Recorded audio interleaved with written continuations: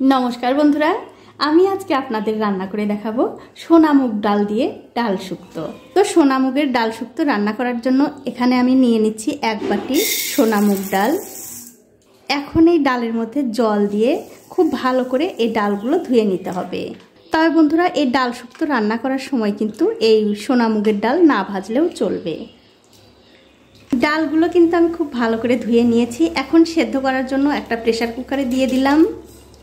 ডালগুলো দিয়ে দেওয়ার পর কিছুক্ষণ পরে যখন দেখবেন এরকম করে ডালের উপরে সাদা সাদা ফেনা হয়েছে সেগুলো কিন্তু অবশ্যই তুলে ফেলে দিতে হবে। ডাল কিন্তু আমি খুব ভালো করে পরিষ্কার করে নিয়েছি। এখন এর মধ্যে স্বাদ অনুযায়ী নুন দিয়ে প্রেসার কুকারের ঢাকাটা বন্ধ করে একটা সিটি দিয়ে নিতে হবে।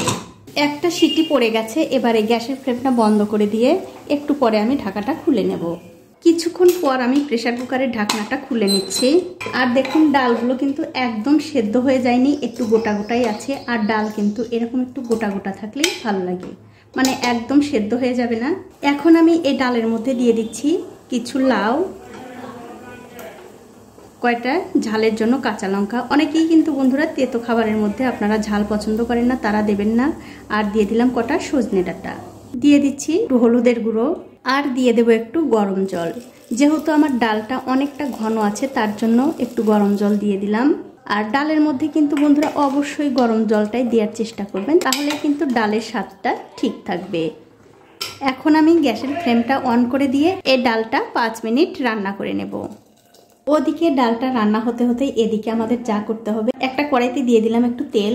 কিছুক্ষণ পর যখন দেখবেন তেলটা খুব ভালোভাবে গরম হয়ে গেছে তখন এর মধ্যে দিয়ে দিচ্ছি দুটো উচ্ছে আমি একটুখানি মোটা মোটা করে কেটে লবণ আর হলুদ দিয়ে মাখিয়ে রেখেছি।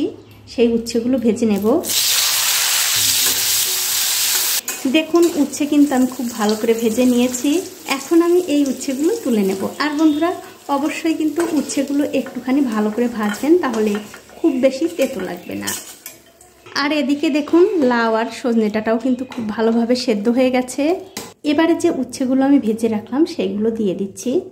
আর অবশ্যই কিন্তু এখন দেখে নেবেন লবণটা ঠিক আছে কিনা। আমার মনে হলো একটু নুন কম হয়েছে, তার জন্য একটু দিয়ে দিলাম।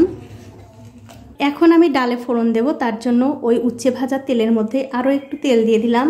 দিয়ে দিচ্ছি একটা তেজপাতা, 3টে শুকনো লঙ্কা, একটুখানি 5 ফোড়ন, সামান্য একটু রাঁধুনি, আর দিয়ে দিলাম একটু আদা বাটা।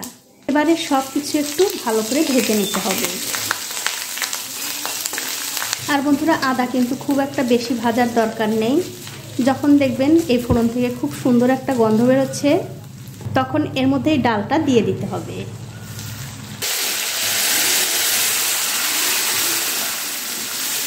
ডাল দিয়ে দেওয়ার পর খুব ভালো করে ফোড়নের সঙ্গে মিশিয়ে দিয়ে এর মধ্যে দিয়ে দিচ্ছে একটু রাঁধুনি বাটা। অবশ্যই কিন্তু এই রাঁধুনি বাটাটা দেওয়ার চেষ্টা করবেন, তার কারণ হচ্ছে যেহেতু আমি এইটা ডাল শুক্তানি রান্না করছি, রাঁধুনি কিন্তু অবশ্যই দিতে হবে। তারপর গ্যাসের ফ্লেমটা বাড়িয়ে দিয়ে এই ডালটা আমি 3 থেকে 4 মিনিট রান্না করে নেব। ডাল কিন্তু আমি 4 মিনিট রান্না করে নিয়েছি। এখন আমি সবশেষে এর মধ্যে দিয়ে দিচ্ছি 1 চামচ ঘি, আর দিয়ে দিলাম সামান্য একটু চিনি। এবারে গ্যাসের ফ্লেমটা বন্ধ করে দিয়ে ঘি আর চিনিটা এই ডালের সঙ্গে ভালো করে মিশিয়ে আমি দুপুরে গরম গরম ভাতের সঙ্গে পরিবেশন করব। তো বন্ধুরা আমার এই ডাল শুক্তানির রেসিপিটা যদি আপনাদের চোখের ভালো লাগা থেকে মন পর্যন্ত পৌঁছে থাকে, অবশ্যই একটা লাইক, কমেন্ট আর শেয়ার করতে ভুলবেন না। আজ এই পর্যন্তই, দেখা হবে অন্য কোনো নতুন ভিডিও নিয়ে।